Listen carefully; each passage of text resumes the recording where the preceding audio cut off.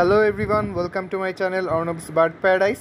So আমার কাছে একটা টপিক নিয়ে অনেকেই কোশ্চেন করেন, সেটা হচ্ছে যে অনেকের একটা কমপ্লেন যে তাদের বেবি বার্ডগুলো মানে খাওয়া শিখতে চায় না কম বয়সে। সো আজকে মূলত আপনাদের এটাই এক্সপ্লেন করব কিভাবে খুবই ছোট বয়সে আপনাদের বেবিগুলোকে নিজে নিজে খাওয়া শিখাবেন। সো আপনারা আমার ভিডিওতে যে বেবিগুলো দেখতে পাচ্ছেন, আপনাদের অনেকেরই মানে দেখে মনে হতে পারে যে বেবিগুলো তো অনেক বড় মনে হচ্ছে। আসলে এটা মোটেও না।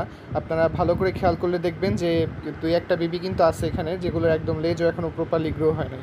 এগুলো আপনাদের বড় জোর 1 মাস বা 1 মাস 5 দিন এরকম বয়সের বেবি। সো বেবিগুলোর এত ভালো গ্রোথ কীভাবে হলো সেটা যদি আপনারা জানতে চান, সো এই ভিডিওটাও আমার চ্যানেলে দেওয়া আছে, আপনারা আমার পেজে যেয়ে আপনারা কাইন্ডলি একটু দেখে নেবেন। So back to the topic. অনেকেরই কমপ্লেন যে তাদের বেবিগুলো অনেকটা বড় হয়ে যাওয়ার পরও নিজে নিজে খাওয়া শিখতেছে না। সো এটা আসলে দুই ধরনের সমাধান আছে। প্রথমটা হচ্ছে হাঁড়ি লাগানোর ক্ষেত্রে, আর দ্বিতীয়টা হচ্ছে বক্সের ক্ষেত্রে।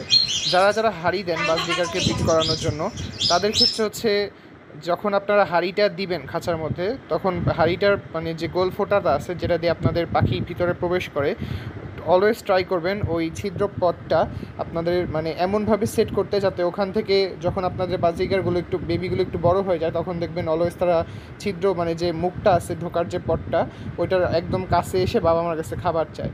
সো আপনারা ট্রাই করবেন ওই মুখটার মানে থেকে বাজিকার বেবিগুলো যে আছে ওগুলো যাতে দেখতে পায় তাদের বাবা মা কী খাচ্ছে বা কী করতেছে। যদি এটা করেন তাহলে আপনারা মানে খেয়াল করবেন যে বাজরিকার বাচ্চাগুলো কিন্তু অবজার্ভ করে, মানে দেখে তাদের বাবা মা কী করে বা না করে। এবং প্রকৃতিতে যেটা হয়, তারা একটা গাছের মধ্যে বাসা করে এবং এই গাছটা অলওয়েজ তারা এমন স্থানে চুজ করে যাতে ওই গাছটা থেকে তাদের ডেইলি অ্যাক্টিভিটিস মানে পানি খাওয়া প্লাস হচ্ছে খাবার খাওয়া এগুলো যাতে দেখা যায়। এর ফলে কি হয়, বেবিগুলো যখন উকি দেয় তারা অবজার্ভ করে বা দেখে তাদের বাবা মা কী করতেছে এবং তারা ওইটাই ফলো করার ট্রাই করে, এবং এইভাবে করে তারা দ্রুত খাবার শিখে যায়। কিন্তু আপনারা যেহেতু খাঁচায় পালতেছেন, সো আপনাদের তো এই সুযোগটা নাই, তাই আপনাদের হাঁড়িটাকে এমনভাবে পজিশন করে দিতে হবে যাতে আপনাদের বেবি যে পাখিগুলো আছে ওগুলো যাতে দেখতে পারে ঠিক মতো। আর সেকেন্ডলি আপনাদের যে কাজটা করতে হবে সেটা হচ্ছে যে অবশ্যই আপনাদের পাখিগুলোকে মানে একটা নির্দিষ্ট এজ হওয়ার পর যখন পাখিগুলোর ফুল ফেদার হয়ে যাবে, তখন ট্রাই করবেন পাখিগুলোকে নিচে নামায় দেওয়ার। মানে তারা বাবা মা যখন খাবার খাবে তখন আপনি ট্রাই করবেন বেবিগুলোকেও মানে একটু সবজি দিবেন।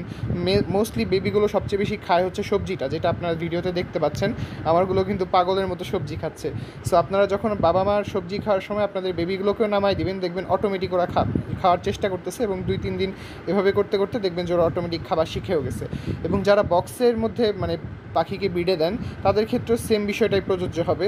আপনাদের বেবিগুলোর প্রপারলি ফেদার আসার পর মানে যখন বেবিগুলোর কালার বোঝা যাবে এবং ফেদার কিছুটা বড় হবে, তখন বেবিগুলোকে আপনারা নামিয়ে দিবেন এবং প্যারেন্টসকে যেখানে খাবার দেন তার খুব কাছাকাছি বেবিগুলোকে রাখার চেষ্টা করবেন। তাহলে দেখবেন বেবিগুলো আস্তে আস্তে খাওয়া শিখে গেছে, এবং এভাবেই আপনারা খুবই ছোট বয়সে আপনাদের বেবিগুলোকে খাবার খাওয়া শেখাতে পারবেন। থ্যাঙ্কস ফর ওয়াচিং, এবং আপনাদের যদি আরও কোনো বিষয় জানার থাকে তাহলে আমাকে কমেন্টে জানাতে পারেন। এবং আজকের ভিডিওটা এই পর্যন্তই।